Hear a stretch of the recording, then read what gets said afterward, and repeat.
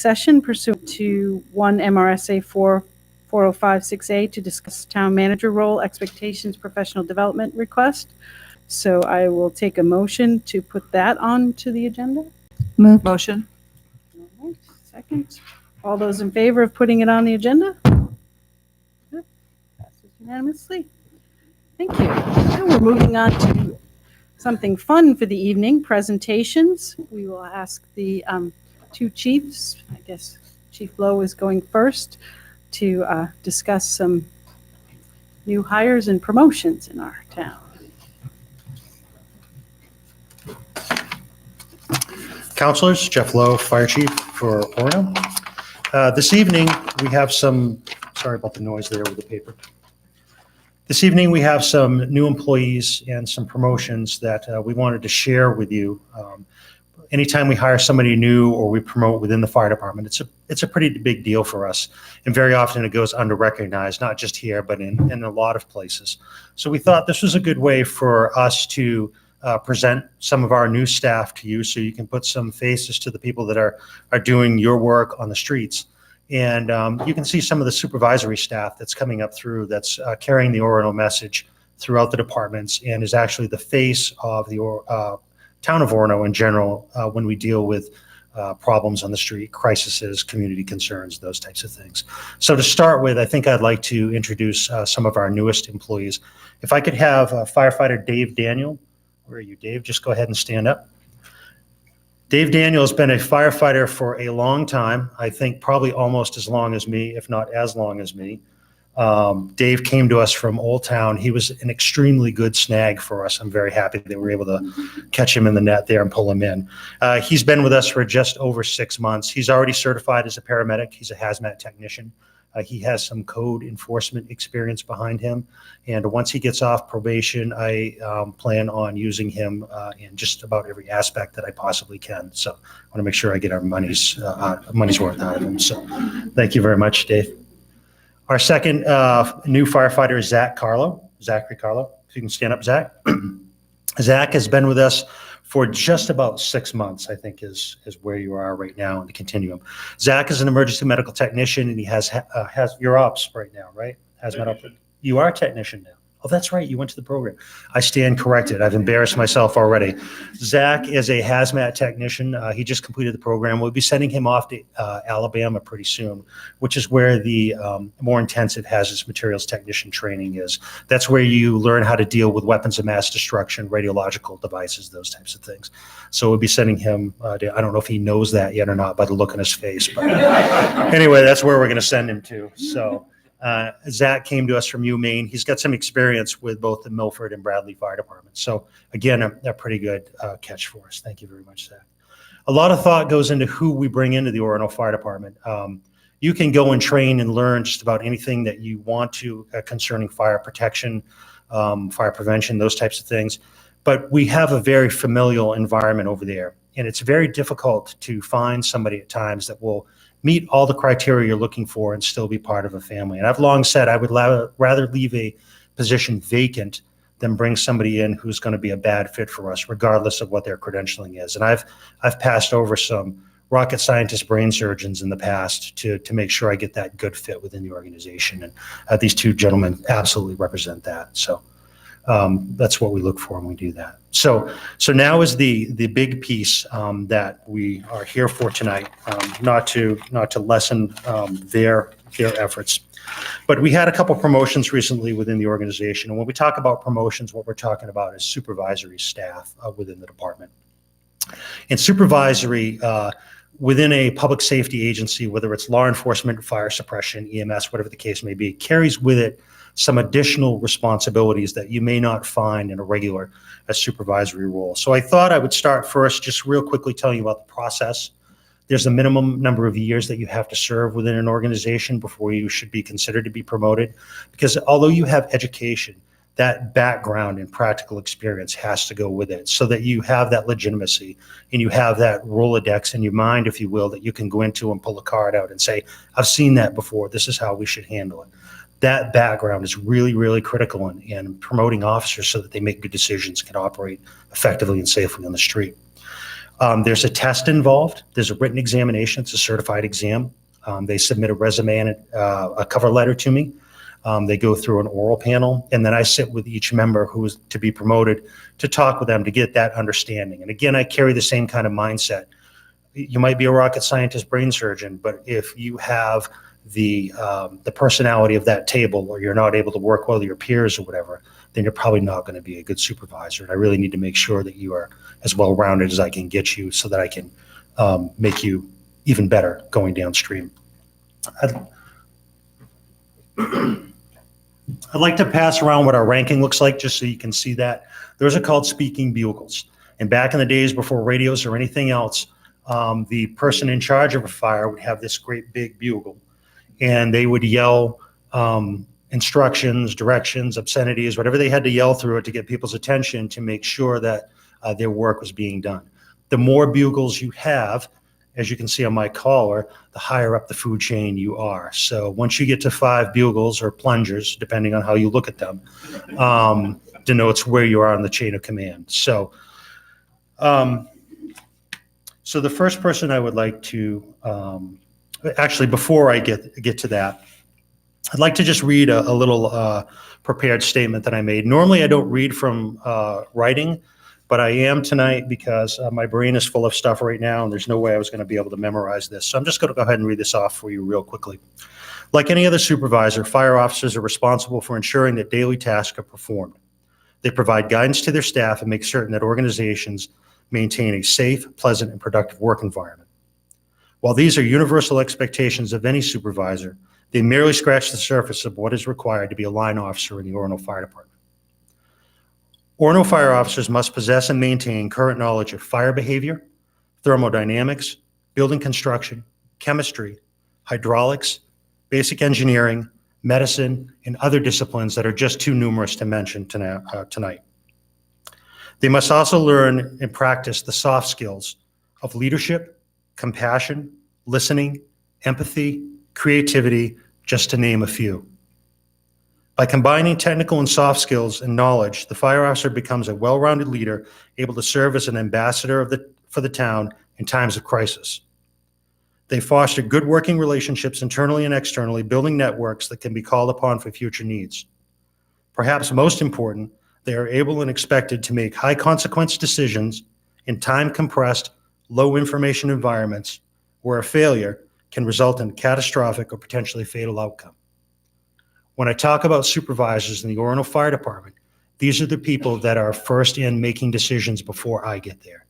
That's why we have to look for, have to prepare, and have to promote the best people we can to make those decisions, because not only they reflect the fire department, but ultimately, as I said, they're your ambassadors and they reflect you. I'm confident in the 2 gentlemen that we're going to present here tonight that are going to be able to do and perform these functions for us. So the first person I would like to call up is Eris and Jellison. And along with Aaron, I'd like to have Scott and Lauren come up with him, please. You guys can go right there to the center. I'll be out with you in just a second. Aaron is a 10-year member of the Orono Fire Department. He's a paramedic and hazmat technician currently assigned to C shift. He's a member of the fire department's training team. He's a certified fire officer 2 and instructor 1. And he's currently completing his associate's degree in fire science. This is his father, Scott, and his wife, Lauren, with him. And there's obviously a third rider there that I don't know the name of yet, so we'll go ahead and pass over that.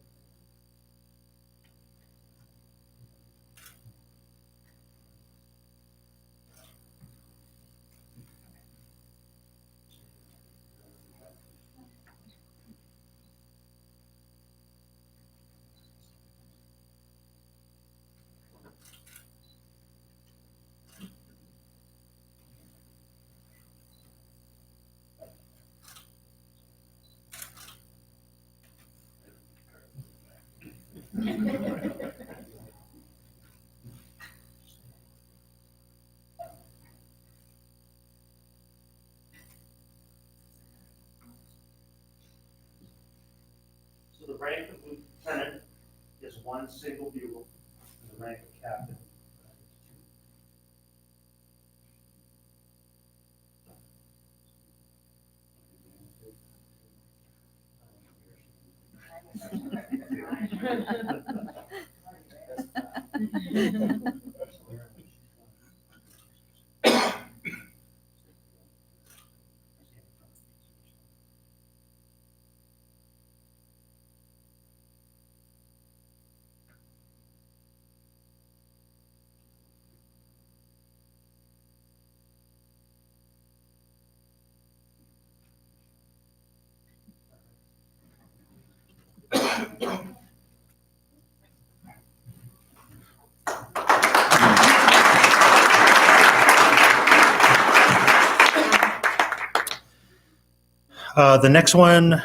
The next person I'd like to call up is Kevin Sirwa, his wife Christy, and his father Gary.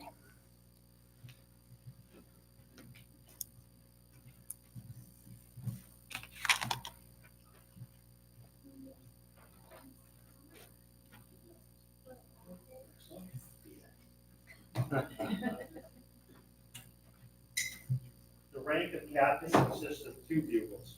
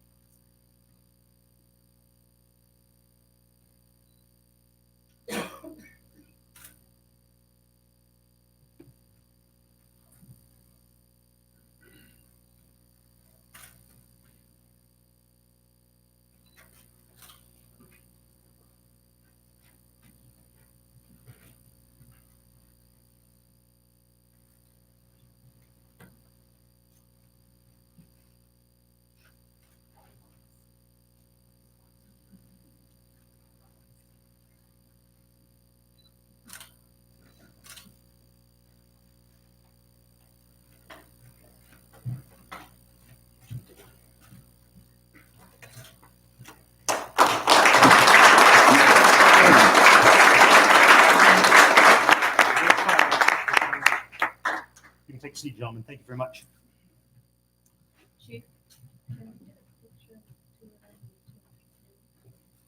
Absolutely. Can you guys have a picture of them? Want it right up front here?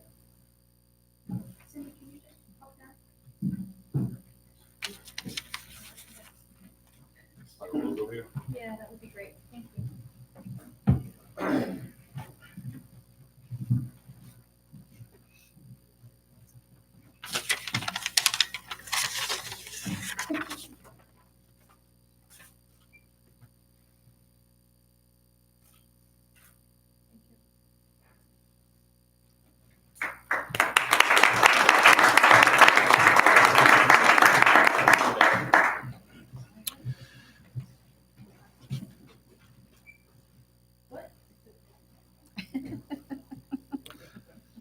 So there is one final thing that I'd like to present tonight. As we expand our abilities within the fire department and we become more involved with social media, which is a place that we haven't been in the past, we're looking for new ways to reach out to the community. We're looking for new ways to reach out to potential candidates for hire, those types of things. We are still in our fledgling stages with some of this, but we had a video produced for us recently by a firefighter that works for us, Matt Grindle. Where is Matt? Matt Grindle in the back there, where we talked about finding unique ways to help seniors during the holiday season without spending, an inordinate amount of money.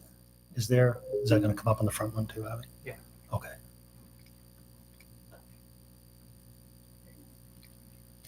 So this was posted to our Facebook page. And again, it's not Los Angeles quality work, but Matt did a super job with it. I was blown away with his sheer awesomeness. So we're going to go ahead and run this for you just to let you see some of the stuff that we're heading towards over at the Orono Fire Department with our own internal staff. The holiday season is upon us.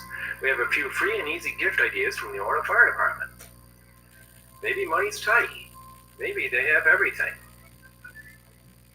Maybe you just love our gift ideas. If you're strong enough, you can take and shovel for a senior. And give them a call. I'm sure they'd enjoy it. You could drive them to the store. They could do their shopping, or maybe shop for them.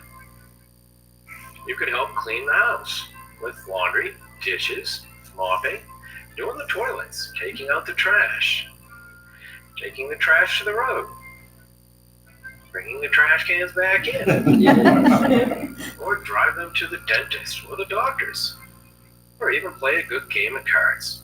The good old standby, having a good conversation over coffee. Happy holidays from the Orono Fire Department. Stay safe. Every day is a holiday.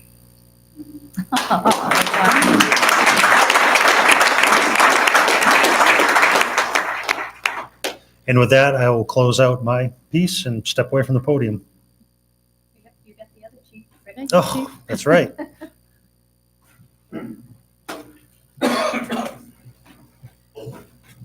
Good evening, Josh Ewing, Police Department. Not once, but twice today, Jeff took the time to say to me, don't feel bad based on what I do. Because I've done this before, so I know you haven't done this, so it's, and I thought, whatever. I got my hats off. That was fantastic, and this is not going to be as well done. When I started in 1999, Chief Mulhern asked me to come to a council meeting, and I came with Sergeant Scripture at the time, Officer Scripture, and he was my field training officer.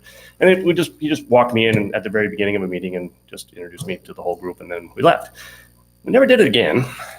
I don't know if that says about me, but we didn't do that again. And Chief Lowe very astutely brought up that this is something that makes perfect sense to do, and we do have promotions that take place, and we have people that we hire, and we don't introduce them. I think it's a great idea. So, Jeff, again, my hat's off to you. This is a super idea, and we will move forward. So our newest officer, we have two. One is off today, and he worked all weekend, so I think he chose to take the night off. That is Tyler Young. He was hired in January, finally went to the academy in late July, and graduated the day before Thanksgiving. And his field training was completed before he went to the academy, so he is on the road already and already doing good things. He's a graduate of Hudson University's criminal justice program. It was an intern for a local agency who didn't take the opportunity to hire him when they could have, and we snatched him up, and I'm very happy. I think he's going to do great things for us, and I wish he was here tonight for you folks to meet him. We do have our newest officer, Kyle Adams, if you don't mind standing up, Kyle. Kyle spent a little bit of time at the University of Maine, was a standout diver. There is some media associated with that if you want to look it up. He then moved to the Eastern Maine Community College's criminal justice program, and he went on a few ride-alongs with an officer who recently left, Sergeant Barrio, and I think we got our hooks into him during those ride-alongs because Sergeant Barrio got into everything. So Kyle got to see an awful lot of police work during that time, and we were able to, when we had an opening, we were able to pick him right up. We are very fortunate. He will be, with a little bit of logistical things going our way, he'll go to the academy in a couple of weeks, right after Christmas, and then he'll be back in late April, early May.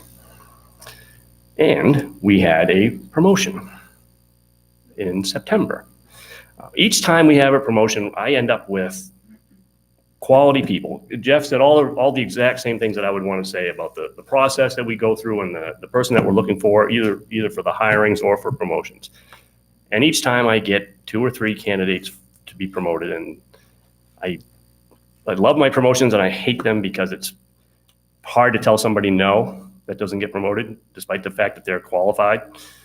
But someone has to be promoted because they're the most qualified or the most suited. And the one thing I will add to the idea of they need to be capable and talented, and they also need to be the right fit. I think in this last promotion, we also gained someone who truly believes in serving the town of Orono. Peter Wentworth has been with us for 6 years and rose to the top during the process for the promotion, and also brings with him I hope he's kind of like me. I love working for the town of Orono. I think he wants to see the Orono Police Department succeed and the town of Orono succeed. So Sergeant Wentworth, if you don't mind coming up. I believe he's coming up with his wife, Kelsey. And would you like your parents to come up as well? We have Stormy and Dan Wentworth coming up.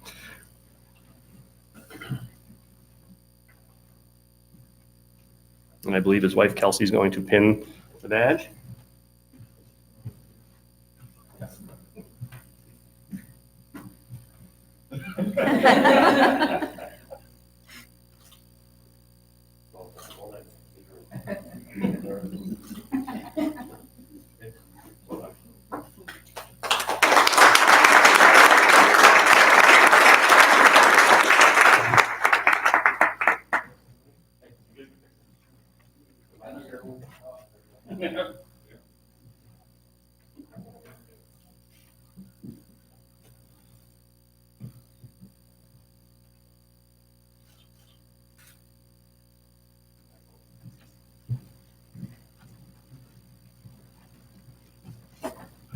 So ideally, we won't do this for a long time.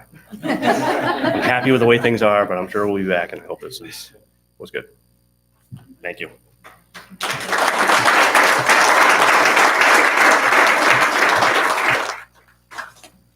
Thank you all for coming out.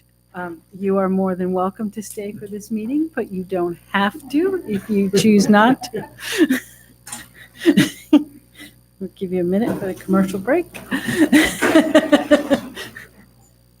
You're all making us nervous. Captain, you're welcome. Thank you. Yes, you do, but that's all right. I'm gonna hold it over your head for a very long time.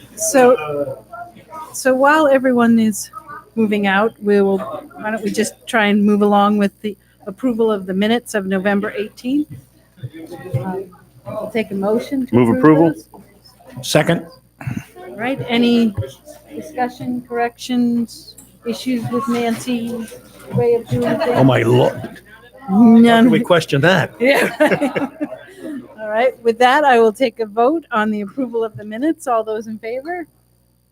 Passes unanimously. Thank you. Public hearings, there are none. Acknowledgements by council members. We'll start with Sam this week. Thank you. A couple things. First of all, I'd like to acknowledge some theater company has found new lodging in the Bangor Mall, and I wish them well. They were in our Keith Anderson house since they started about 4 or 5 years ago. They're a great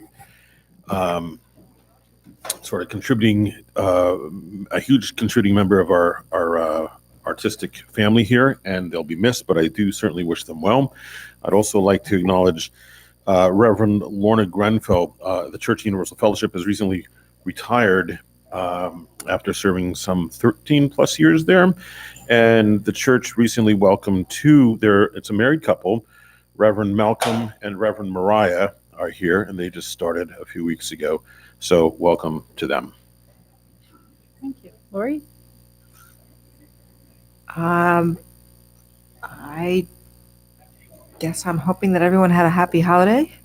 And As you know, we have our, our employee recognition luncheon tomorrow afternoon, and it's a great opportunity to recognize the wonderful employees we have. And just to mention a couple of special recognitions, this is a time when people who have served 20, 10, and 5 years get recognized. And in the 20-year group, firefighter Joel Sides and our police chief Josh Ewing are being recognized for 20 years of service, and that's pretty outstanding. Jessica Mason is being recognized for 10 years of service, and Jordan McLaughlin is being recognized for 5 years of service.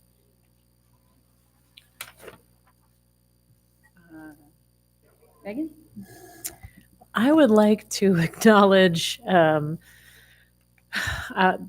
feel terrible, Dave Mylan and Mitch Stone they worked so hard for Light Up the Night this year, which unfortunately had to be canceled because of the weather conditions, which everyone can see outside their window are terrible for that sort of outdoor holiday event, but they put a lot. They and the rest of the staff put a lot of work into that event every year, and it is a shame that it didn't happen this year. But I hear tell that they're going to be channeling all of their party planning energies into our state bicentennial celebration in March. So we'll just have an extra exciting town party that day instead of today. Cheryl? I don't really have anything to say. Terry? With the holiday season upon us, I kind of wanted to just briefly tell our community that to first think of our community with amazing businesses that we have around here, and to remember that when you shop local small businesses, that dollar rotates anywhere from 6 to 8 times in a community. If you go to a typical big box store, it will leave your community. So in the season of giving, please remember to think of all the many local businesses we have here that would definitely appreciate their the sales that could help with their family, raise their family also. Thank you, Terry. And, well, go ahead. Thank you for reminding me by talking about local business. This last Saturday was the first day of this winter, this colder season, that the Orono Farmers Market was again in Asa Adams Elementary School and in the parking lot. And there's more vendors there than I have seen. Last year, they did not start in there until January. So there are some vendors that do not participate in the very coldest time of the year, but they're still meeting every Saturday in December at Asa Adams.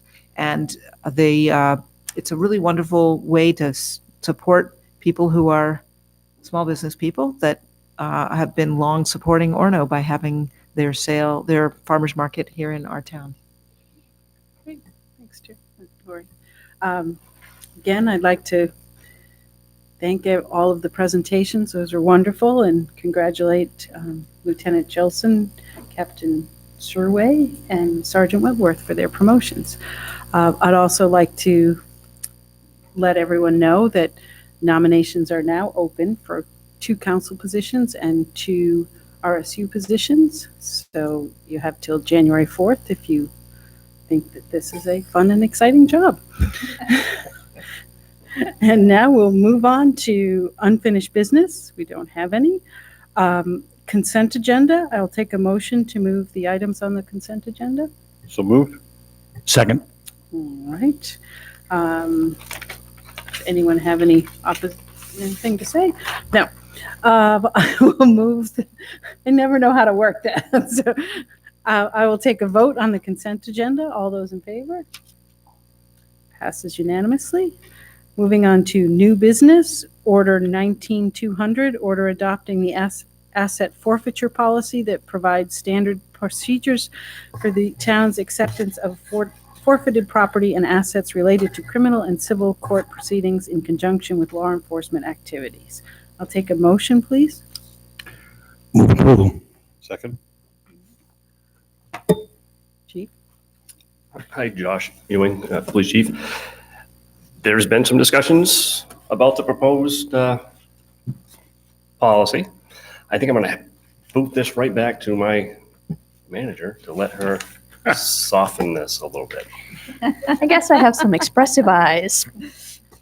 Josh and I brought this forward to council committee and then to the full council and workshop because the town has historically participated in the state of Maine asset forfeiture program. So when the police department does an exemplary job with usually a drug-related case, the district attorney's office can file paperwork once somebody is found guilty of the crime.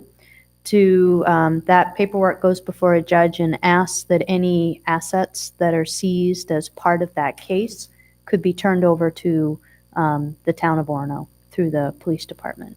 The district attorney's office keeps 15% as a finder's fee. And we've gone along and we've participated in that. Usually it's $1,000 here or $2,000 there. It's not it's not a moneymaker for us. It's just some extra money. We have always managed that on a case-by-case basis, and just by practice, we put the money into a reserve account, and council controls how that money is spent. And council, for the last 8.5 years, has said that money will only be spent on law enforcement activity that we would not otherwise be able to fund. So about a year ago, we were asked if we wanted to participate in a federal asset seizure. And when we started to do research into that process, there were some things that were a little bit concerning to us. The primary one was that there is not necessarily any due process in the federal program. So with the state of Maine, somebody has to be found guilty.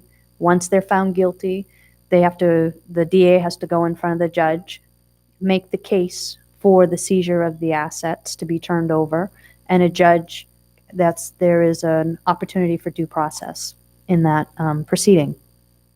So we were really not comfortable with that. And then when we started to think about the program itself, we also realized that the manner in which we segregate the funds and expend the funds are really more customary as opposed to regulatory. And we wanted to make sure that we maintained that custom over time so that you didn't have town managers accepting funds and police chiefs deciding to spend it on whatever they wanted to. So when we brought the original draft of this program, of this policy, it was really aimed at the fact that we would, in general, participate in the program, but any program that we participate in had to include due process, that we would take the funds, put them into a reserve account, and that council maintain control over those funds, but in general, the funds would only be used for law enforcement purpose. When it got to council committee, there was a very spirited discussion about the fact that the three things that we normally take through this process would be money, cash, cars, and weapons, mostly guns. And so we went through several iterations of what council wanted us to do with cash. You had no problem with us depositing that. Cars, you had no problem with us selling those. There was quite a bit of discussion around whether or not the town should be in the business of reselling handguns. So the policy in front of you right now is based on what went to full council workshop. It says that any guns that have been modified or are illegal will not be resold. We will destroy them. And if it is, even if it's legal for the public to purchase and possess assault or military type weapons, the town council is saying that the weapons will not be resold for public use. So if it's something that the police department can use for parts or in its regular daily activity, then we might keep it. Otherwise, it would be dismantled or destroyed. So I hope I've done a good job of summing that up. If I may, the one thing I would add to that, Sophie, that you didn't mention is that the weapons that are sold will only be sold to individuals or businesses that currently hold a federal firearms license. Yeah, I meant to say that. So we know they won't be resold without going through the background checks that are required by law. Is there any questions or comments by council before we take a vote on this? Like Sophie said, we had quite a spirited conversation about the use of guns and force and what should happen with them. So no one has any comments or questions? Sure, I'll make my comment. So I was the person who brought up, or the town councilor that brought up a concern of taking guns and selling them. And so we had a lot of discussion about that because my motto is that a budget is an ethical document, and I've been elected to represent the town, and I did go door to door and talk with lots of people. I admit I did not talk about gun control when I went door to door to introduce myself to voters the 2 times I've run for office.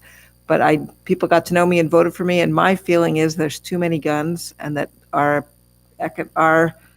budget is an ethical document, and so how we bring money in reflects our thoughts on whether or not it's something we should be doing. And so my feeling was we should not be bringing money into our budget by selling firearms, even if those firearms are considered legal, and even if people who are residents in our town own their own firearms. I didn't want our town to be selling firearms and using that money to do town business.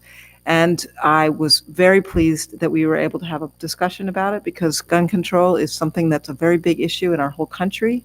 And we as elected officials were respectful to each other and thoughtful. And basically, over 2 different times we discussed this, we had lots of input from everyone about how they feel about this issue. And that's how we came to this discussion of that some firearms we would not sell and other firearms we would.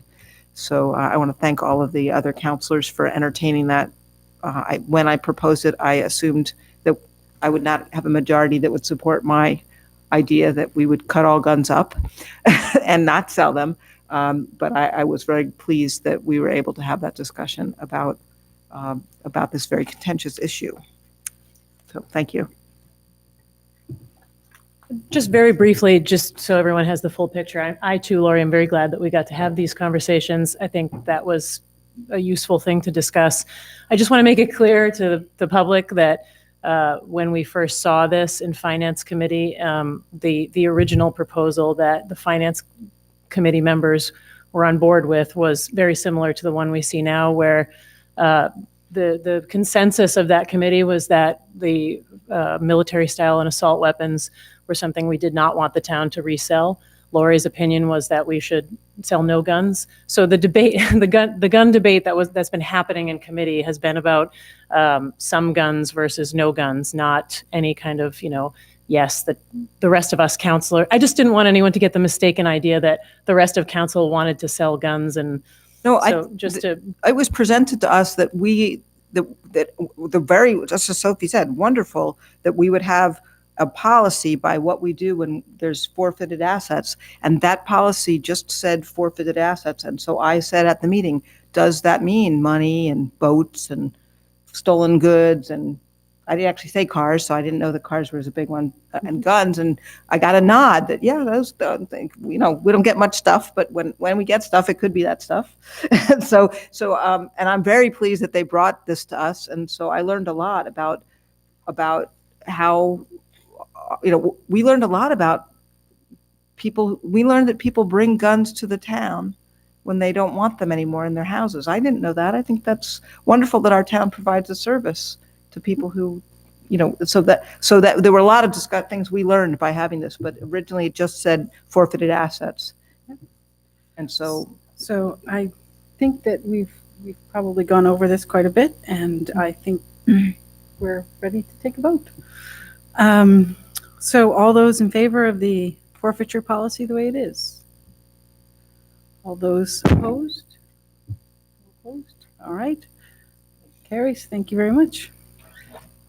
Moving on to Order 19201, order adopting a policy regarding purchasing utilizing federal monies. I think this was quite as juicy a topic. I'll take a motion, please. Move approval.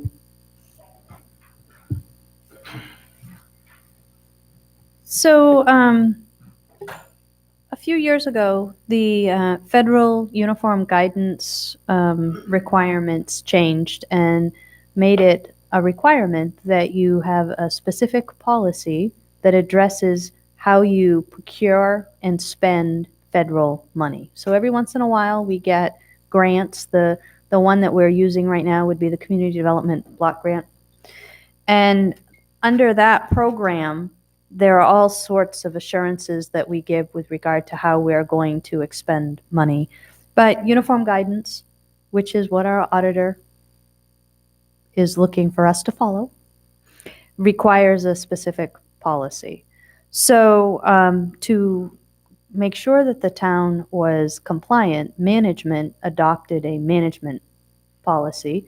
During the field audit, although this wasn't utilized during the field audit this year because we didn't have any federal funds, in preparing for the audit, I realized that I'd never brought it to council. So we have been following a management policy that really needs to be adopted by council.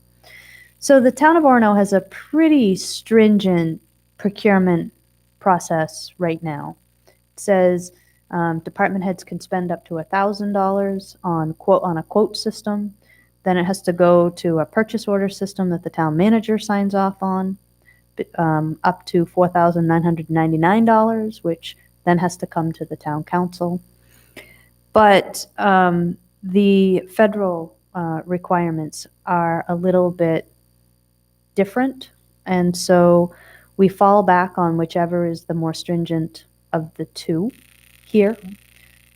So we kind of marry the two policies, if that makes any sense.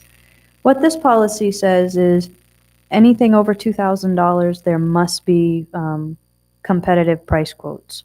So if it says that there must be, that means we must document. So when the auditor comes in, they're going to expect to see a folder with competitive price quotes in it. Then it goes on to outline what has to happen with grants in excess of $150,000. And they're talking about language that needs to be in contract. They're talking about other thresholds for contracts that have to have termination clauses in them, or we have to follow Davis-Bacon at a threshold. So we put that in here because we don't normally, Davis-Bacon is federal law that dictates using a prevailing wage scale, which tends to be much higher than our local wage scale. Talks about the fact that we are going to be an equal employment opportunity agency, which we are, but we have to say it on things according to this policy. So I didn't think you wanted me to go through all 3 pages, but it is kind of, we have to. And there is nothing in here that exceeds the uniform guidance requirements. Everything here is the minimum. Great. Does anybody have any questions or comments? Yeah. So Sophie, what is the difference between what we do now and why this is coming to council? So we've been using this for the last 2 years anyway. The reason it's coming to council is because when management has a policy, management can change a policy. So when it goes to council, it's got to go through the rulemaking process. So it has to go to committee, and plus the auditor wants to see that you have signed off on the way we are using federal money. In general, Cheryl, this isn't going to change anything because every single grant that we would, and that's the only way we would get federal money is through a grant. Every single grant that we get has its own requirements, most of which exceed uniform guidance. But it's here. It gives staff something to look at and to make sure that they've checked all the boxes and that we're doing the right process. So. Did this come to committee? Okay. That wasn't. All right, if there's no other questions or comments, I'll take a vote on Order 19202. All those in favor? Passes unanimously. 201, I'm sorry. Do I have to do anything there? Okay. Nancy says I don't have to do anything. So, Order 19202, we'll try this again. Order authorizing the use of up to $3,800 of reserve account interest funds for the purchase of a simulated CPR training tool for the fire department. Take a motion, please. Move approval. Second, please. Second. Oh, Jeff Lowe, Fire Chief. So this is a training aid that we're looking to bring into the fire department. It's actually, so let me back up just a little bit. When I first got here, I looked for ways to curb some of the spending that we have, especially in the training area, and to do things a little more effectively and efficiently in-house. And as it is right now, every year we do some type of recertification training for medical patients that we see. This year it was treating adults through a program called Advanced Cardiac Life Support. Next year it'll be treating children through a program called Pediatric Advanced Life Support. And that really involves interpreting rhythms that come across the heart monitor. It involves using a tube that we would put into somebody's airway to breathe for them, delivering medications, those types of things. That's what those two trainings involve. Each of those trainings, for what we have right now for staff, myself included, is right around $3,200 a year that we spend to get that training from an outside vendor. So through the process of looking at our affiliations with the hospitals, those types of things, we were able to send staff out for a smaller overtime cost to get instructor training. They're back. They are ready to start delivering that training. We're using equipment right now from another facility, but it would be really beneficial if we had our own equipment in-house. One, because it's there, it's ours, we can manage it, it's always available to us. And two, when we get ready, if we decide to, we're able to offer some of that training out to other organizations to generate some revenue as well, if that's the way we're looking at going downstream. The cost of the mannequin is, as you see there, $3,800. So rather than having that recurring $3,200 every year that we're looking at for training, we'd like to bring this piece of equipment in and buffer some of that expense. Jeff, is this something that somebody could use to practice on also, or is it just used for training? Yeah, it's somebody that basically that's what it is a practice device instead of what we have now. Because of the advanced skills and procedures, we have to have devices that give real-time feedback, and that's what this is intended to do. So when I say training, it's practice. That's really what it is. So when I went into the EMS protocols training, I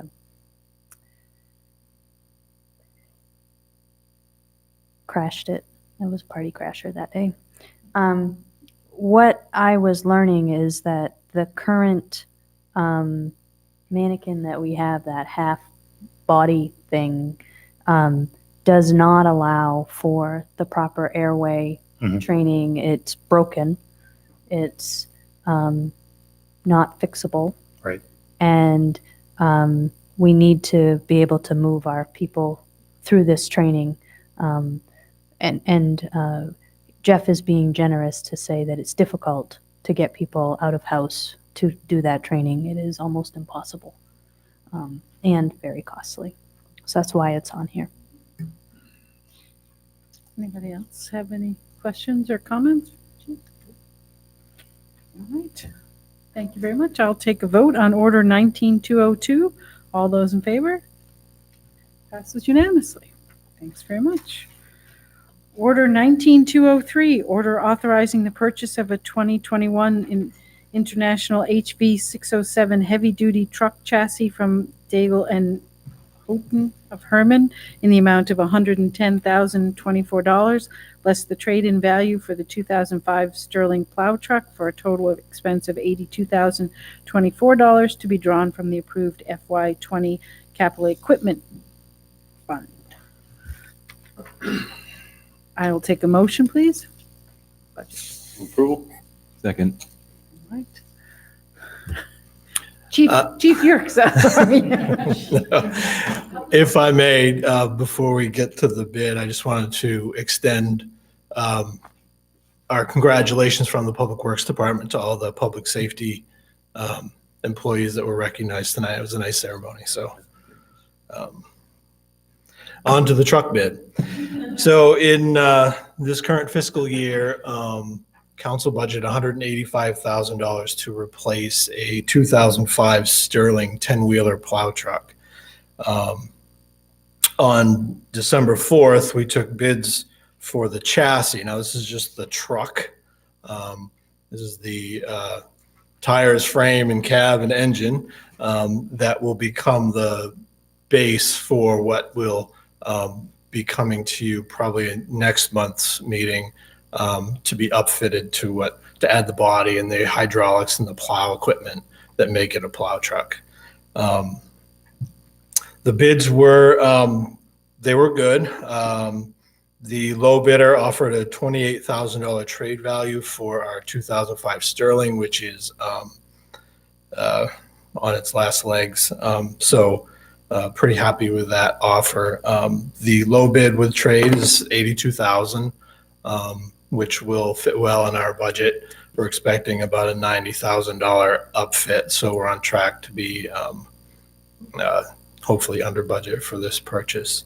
Daigle & Houghton is a well-known, respected dealer in the area. They do well with service, parts delivery, those types of things. So I'm really happy to be working with this vendor. And the international that we specified looks to be a nice improvement from some of their other models that international played around with an engine type that wasn't quite successful in past years dealing with emissions and things like that. They've settled on a very tried and true Cummins engine for this one. And it is Tier 4 emissions certified. So that's currently the highest level offered on standard vehicles. So we're recommending award of the bid at $82,024. Does anyone have any questions or comments? Rob, if all goes well, when might we expect a fully equipped truck to be in service here? Good question. Will be factory built. So once we order it, the order will go back to the factory, and we're expecting the chassis to be delivered sometime in February. It will then go to the contractor for the upfit. That usually takes a few months. So I think by July, we should see it. And we're hopeful that our 2005 on its last legs wheeler is going to make it through the winter. We take care of it. So it's doing a good job for us now. So it'll really be 15 years old by the time we retire it. That's pretty amazing. Yeah. Yep. Use it gets. All right. If there's no other questions or comments, I'll take a vote on Order 19203. All those in favor? Passes unanimously. Thank you very much. Thank you. Sure. Before Rob leaves, there were two things I just wanted to recognize. The first is we've begun a winter season. We have a couple of smaller snowstorms under our belt. I just want council to recognize or know about the fact that Rob has taken a crew without a lot of experience. We have a lot of new people, and we're down. And he has just done a remarkable job. He talks about having some of the snowstorms feel like he's pulling a rabbit out of the hat, and he does it so well. He does it so well. So I wanted to just recognize the fact that his leadership really does a lot in that department. The second thing I want to recognize is, well, we know that Rob is really important to Orono. He has really stepped up on a regional level. He is the leader of the Bangor Area Comprehensive Transportation System, and he just went through a hire process. They're in the middle of trying to bring in a person to replace Rob Kennerson, which, geez, Rob's been doing it as long as I've been in management. But I've watched how thoughtful Rob is and how he really can always remember Orono, but really is helping to knit a region. He's doing a really great job. Thank you. Maybe you bring your staff in and June or Us. so. When, Fuzzy nice. yeah. We'll do this every once in a while. Right. I hope you feel better, it sounds like.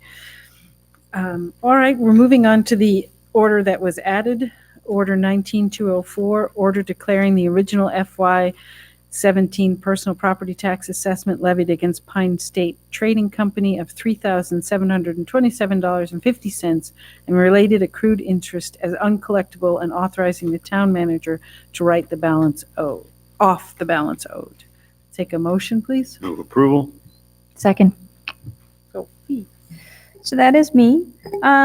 Back in September of 2016, the town levied a personal property tax against Pine State Trading Company in the amount of $3,727.50. The company was sold in 2019 with those taxes unpaid. The way in which that transfer was made, they did not assume the prior company's obligations, liabilities.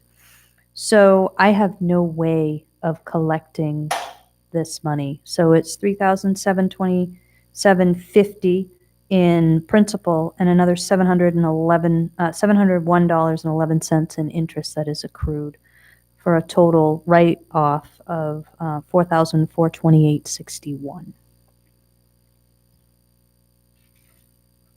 anyone have any questions or comments? I have a question.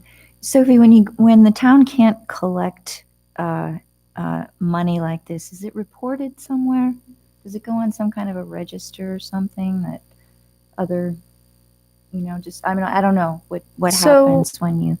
Last, with the change in assessing, in the assessing department, we had already identified a weakness in the way we were assessing.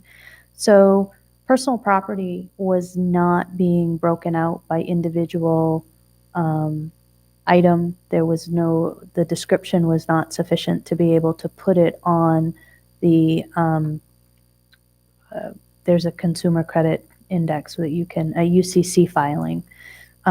We now have that information. So moving forward into 2020, Mike has collected that information. So if we had, it costs us to do it, so it's always a balance. But if we had larger scale items, we will file UCC filings starting with this current tax year. Any other questions or comments? Hearing none, I'll take a vote on Order 19204. All those in favor? Passes unanimously. Moving on to Council Committee Representative Reports. Terry, do you have anything? I didn't get really, I had to kind of step out in the midst of the bicentennial meeting this week. However, kind of reiterating, yes, it's sad that we're not able to hang out tonight, but letting the community know that the steps that we're taking, we've got a few committee people joining the committee. Councillor Gardner's one that's joined with us from the historical side. It's progressing. I think that the town's going to be excited. Like I said, we're still at the early stages, but as we get to those things that actually become more concrete, I'll let you know on that. We're going to have something here fairly soon because we have to apply to the state to get funds. But that's what we're working on right now, but it's going to be exciting. Sure. Megan? Well, this is weird. I don't have any reports. The comp plan committee did not meet this month because staff needed some more time on the issues that we're working on at the moment. And Historical Society, my schedule was disrupted by the snowstorm, so I was not able to attend last week's Wednesday meeting. So, sorry. It's okay. Tom, you can fill in. I will try. The Finance and Operations Committee did meet on November 19th, and we'll meet again next Tuesday. At our November 19th meeting, we discussed with Chief Ewing the transition from CALEA accreditation of our police department to state accreditation and what that means. We talked about overnight parking permits. We discussed the management policy on purchasing utilizing federal monies, which you have approved tonight. We received a tax collector's report, a treasurer's report, and a brief town manager's update. I was there and that all happened. Yes. Lori, do you have anything to report? No. Okay. Sam? I don't have a committee report. We haven't met. We're going to meet, not this Thursday, but next Thursday, the 19th. But also on the 19th, as tonight's events were postponed, we have on good authority, Santa Claus is coming, actually. He'll be at the Orono Public Library on the 19th at 4:30. And there'll be cookies and cocoa and the big guy in red. And the same night as the community development. So proving once and for all, despite any resemblance, I am not Santa Claus. Are you sure our meeting isn't down at the library? You're on to me. Oh, ho, ho, ho to you too. Well, one thing I would like to report, because I forgot when we were going through the consent agenda, that Farad Dastor has been reappointed to the Water District Board, and we still have one opening, or we might. But I have a meeting with somebody who might be interested. Awesome. That is awesome. All right, moving on to future agenda items and items of concern. Other than Santa Claus, do you have any other items? I do not, but happy holidays. God blesses everyone. Thank you. Lori? No. Tom? Megan? Cheryl? Terry? All right. Sophie, no items for you. So public petitions, we don't have any. Public comments, we have some.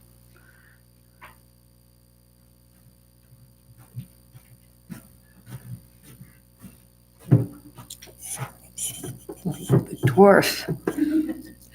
I would simply like to compliment and thank the neighbors along Main Street that have made huge effort to beautifully decorate their homes, which I've observed without avoiding being a prowler of them, though it's just returning home, driving along Main Street in the evening.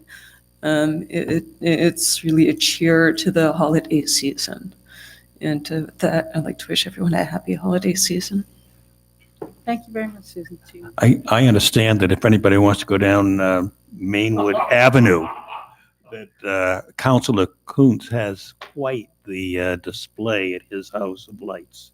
I hold my own. Oh, go ahead.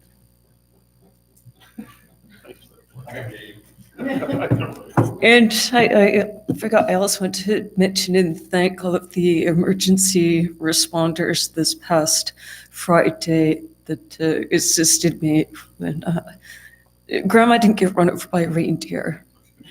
Rudolph did.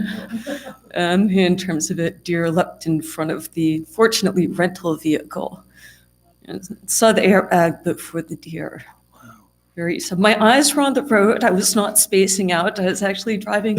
Like, I'm so thrilled to be returning home after this day.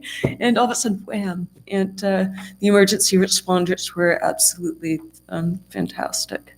Despite the recent news reports of kind of foreboding response crisis, at least around here, very good. Thank you. Thank you very much, Susan. That's good. Yeah. Can I just make sure that people know that tomorrow between 11 and 1:30, the offices are closed. We will do emergency response as necessary, but we're going to do some employee recognition. We've got some very talented folks that are going to be recognized tomorrow. Also, as we come up on the holidays, the 24th, Christmas Eve, we're closing at 2. The 25th, we are closed. We are scheduled to be open, walk-in, regular walk-in departments will be open the 26th and the 27th. And then the following week, we are only closed on New Year's Day. Great. All right. Before we adjourn this meeting, we have to go into executive session. So I will take a motion to go into executive session pursuant to 1 MRSA Section 405-6A to discuss town manager role, expectations, and professional development request. I have a motion to go into executive session. So moved. Second somewhere? All right, all those in favor? The expectation is that we are not going to do anything coming out. Correct. And I can ask them to. Yes, yes. All right, we are technically in executive session. We'll move into the other room. Thank you so much for everyone coming.